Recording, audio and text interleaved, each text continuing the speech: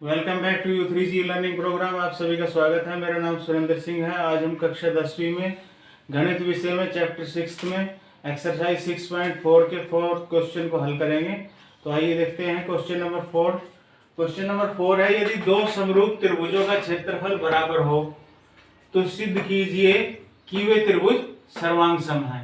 अर्थात इस क्वेश्चन में हमारे पास फिगर नहीं है, हमें दो समरूप त्रिभुज दे रखे हैं और समरूप त्रिभुजों का क्षेत्रफल बराबर दिया हुआ है। अर्थात दो त्रिभुज समरूप भी हैं और उनका क्षेत्रफल बराबर है। ये दो पॉइंट हमें दिए हुए हैं। हमें सिद्ध क्या करना है कि वे त्रिभुज सर्वांग सम, ये हमें सिद्ध करना है।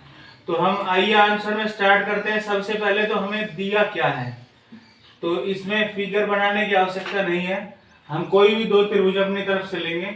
तो हम लेंगे त्रिभुज ABC, समरूप त्रिभुज PQR। हमने दो त्रिभुज लिए, कौन से? ABC और PQR। अब वो समरूप है तथा और क्या दिया हुआ है हमें? त्रिभुज ABC का क्षेत्रफल बराबर है त्रिभुज PQR का क्षेत्रफल। हमें दोनों के क्षेत्रफल बराबर दिए हुए हैं। अब हमें सिद्ध क्या करना है? तो हमें सिद्ध करना है कि वे त्रिभुज सर्वांग सम हैं। अर्थात दोनों त्रिभुज को सर्वांग सम सिद्ध करना है, समरूप के साथ साथ उनका माप भी बराबर हो, ये सिद्ध करना है। तो त्रिभुज ABC सर्वांग सम त्रिभुज PQR, ये हमें सिद्ध करना है। तो हम प्रमाण स्टार्ट कर रहे हैं। हमें जो दो पॉइंट दिए हुए हैं उन्हीं को हम लेकर चलेंगे। सबसे पहले त्रिभुज ABC का क्षेत्रफल और त्रिभुज PQR का एक पॉइंट ये है। उसके बाद हमें ये दोनों समरूप भी दिए गए हैं। तो सबसे पहले हम लिखेंगे क्योंकि त्रिभुज ABC का क्षेत्रफल बराबर है त्रिभुज PQR का क्षेत्रफल, ये हमें दिया है क्वेश्चन में। अब हम क्या करेंगे, इसको इसके बटे में लेके आएंगे। तो यहां पर कुछ नहीं है तो इसके साथ एक गुणा है, एक सभी के साथ गुणा होता है। तो ये इधर आके बटे में होगा। तो हमारे पास क्या लिखा जाएगा? त्रिभुज ABC का क्षेत्रफल बटे त्रिभुज PQR का क्षेत्रफल बराबर हमारे पास क्या प्राप्त होगा? 1। इसको हम समीकरण 1 लिखेंगे। अब ये दोनों त्रिभुज समरूप हैं तो हम लिखेंगे क्योंकि दो समरूप त्रिभुजों का क्षेत्रफल, जो हमारे पास प्रमेय 6.6 है उसको हम लिखेंगे यहाँ। दो समरूप त्रिभुजों का क्षेत्रफल किसके बराबर होता है? उनकी संगत भुजाओं के अनुपात का वर्ग होता है। संगत भुजाओं के अनुपात का वर्ग होता है, अर्थात उनकी संगत भुजा के अनुपात के वर्ग के बराबर होता है। तो हम क्या लिख सकते हैं? इसलिए त्रिभुज ABC का क्षेत्रफल बटे त्रिभुज PQR, अनुपात को हम बटे में लिखते हैं, बटे त्रिभुज PQR का क्षेत्रफल किसके बराबर लिख सकते हैं?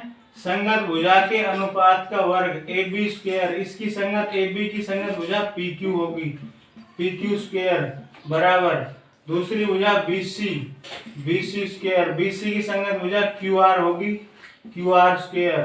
तीसरी भुजा है AC स्क्वायर, भुजा का वर्ग करेंगे अनुपात का, तो तीसरी भुजा इसमें PR रहेगी। तो इसके बराबर होगा। अब त्रिभुज ABC का क्षेत्रफल इनके बराबर होगा। तो यह हमने समीकरण 2 लिखा यहाँ पर। अब हमारे पास समीकरण 1 और 2 से हम क्या देखते हैं कि एक साइड इक्वल है। कौन सी? त्रिभुज ABC का क्षेत्रफल बटे त्रिभुज PQR का क्षेत्रफल, इसी प्रकार त्रिभुज ABC का क्षेत्रफल और बटे त्रिभुज PQR का। तो हम क्या कर सकते हैं, जो दूसरी साइड इसकी 1 है उसको इनके बराबर रख सकते हैं। तो समीकरण 1 व 2 में इसकी दूसरी साइड को हम, इसकी कंप्लीट दूसरी साइड, इसको हम 1 के बराबर रख सकते हैं।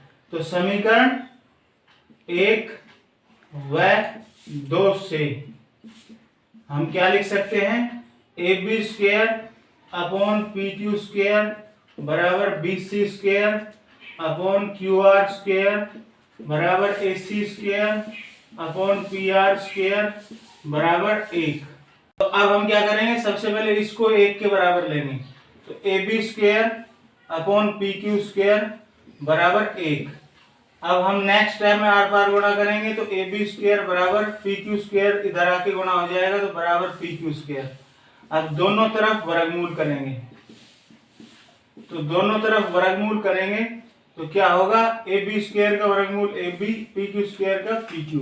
तो हमारे पास ए बी बराबर पी क्यू आ गया। इसी प्रकार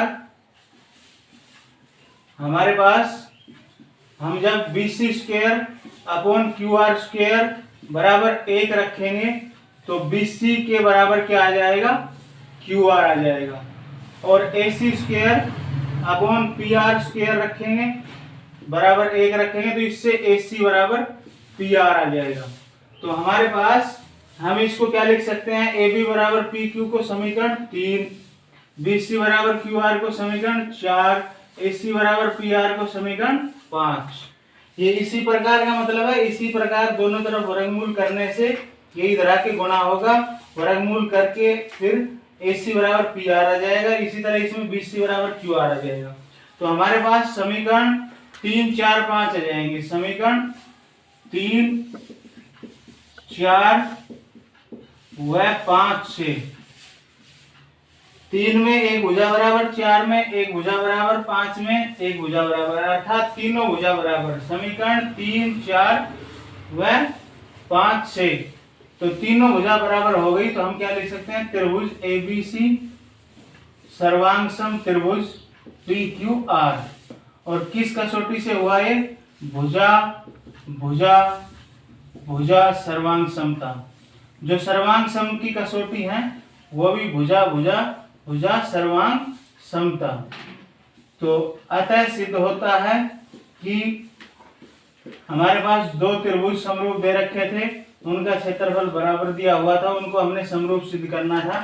तो हमने उनकी तीनों भुजाओं को बराबर कर दिया है। इससे त्रिभुज ए बी की संगत पी क्यू, बी सी की क्यू आर, ए सी बराबर पी आर। तो हमने यह हमारा सिद्ध हो गया है। तो आशा है U3 के ई लर्निंग प्रोग्राम में ये विषय आपको आसानी से समझ में आया होगा। इससे रिलेटेड जो भी प्रॉब्लम आएंगी स्टूडेंट क्वेश्चन पूछेंगे। आपने देखा ये जो क्वेश्चन है पर में 6.6 की सहायता से हल हुआ है। तो इस एक्सरसाइज में पर 6.6 चल रही है। इसको स्टूडेंट अच्छी तरीके से इसकी प्रैक्टिस करेंगे, जो भी प्रॉब्लम आए पूछेंगे। Thank you.